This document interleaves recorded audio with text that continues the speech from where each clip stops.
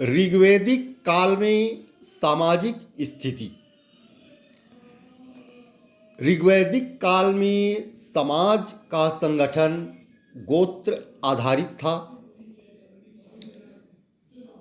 प्रत्येक व्यक्ति का एक गोत्र होता था और जो व्यक्ति जिस गोत्र में जन्म लेता था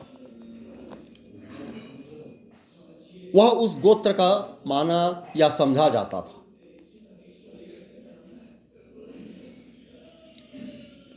इसके सामाजिक संगठन का आधार गोत्र या जन्म मूलक था और ये प्रत्येक व्यक्ति की पहचान का आधार था। लोगों की सबसे अधिक आस्था अपने अपने कबीले के प्रति रहती थी।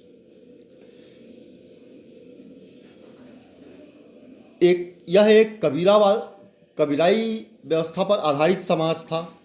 एक कबीला होता था या जन होता था जिसके सभी सदस्य अपने कबीले के प्रति निष्ठावान हुआ करते थे।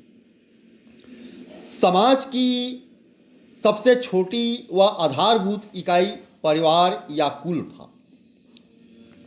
परिवार का मुखिया पिता होता था, उसे कुलप कहा जाता था। समाज पितृसत्तात्मक था और पुत्र जन्म को इस समाज में विशेष महत्व दिया जाता था। समाज में वीर पुत्रों की प्राप्ति हेतु कामना की जाती थी, यज्ञ किए जाते थे, होम हवन पूजा पाठ पुत्र प्राप्ति की कामना हेतु किए जाते थे। इस समाज में संयुक्त परिवार की प्रथा प्रचलित थी जिसमें 2 या 3 पीढ़ी के लोग एक साथ रहते थे। नाना दादा नाती पोते आदि सभी के लिए एक ही शब्द नप्त्री का प्रयोग होता था। ऋग्वेद के 10वें मंडल में वर्णित पुरुष सूक्त में 4 वर्णों की उत्पत्ति का वर्णन मिलता है। इसमें कहा गया है कि ब्राह्मण परम पुरुष के मुख से, क्षत्रिय उसकी भुजाओं से, वैश्य उसकी जांघों से एवं शूद्र उसके पैरों से उत्पन्न हुआ है। इस काल में व्यवसाय के आधार पर ही समाज का विभेद प्रारंभ हो गया था। युद्ध में प्राप्त संपत्ति के असमान वितरण के कारण समाज में असमानता आई थी। धीरे धीरे कबायली समाज 3 वर्गों में बंट गया। योद्धा, पुरोहित और सामान्य प्रजाजन। समाज के 3 वर्ग धीरे धीरे हो गए क्योंकि संपत्ति साधनों का असमान वितरण प्रारंभ हो गया था।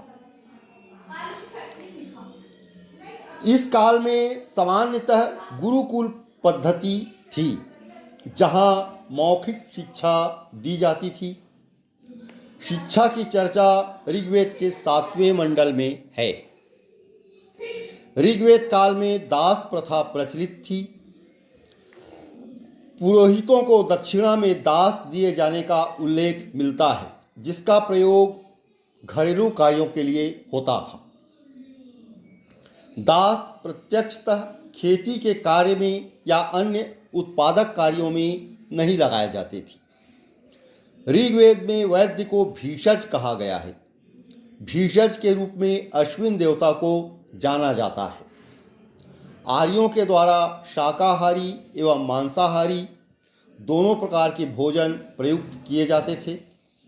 साथ ही सोम एवं सूरा का भी प्रचलन ऋग्वैदिक काल में देखने को मिलता है। तपेदिक या यक्षमा का वर्णन भी कई स्थलों पर वेदों में किया गया है। मृतकों को प्रायः अग्नि द्वारा जलाया जाता था लेकिन कभी कभी दफनाया भी जाता था। विवाह एक पवित्र संस्कार इस काल में माना जाता था।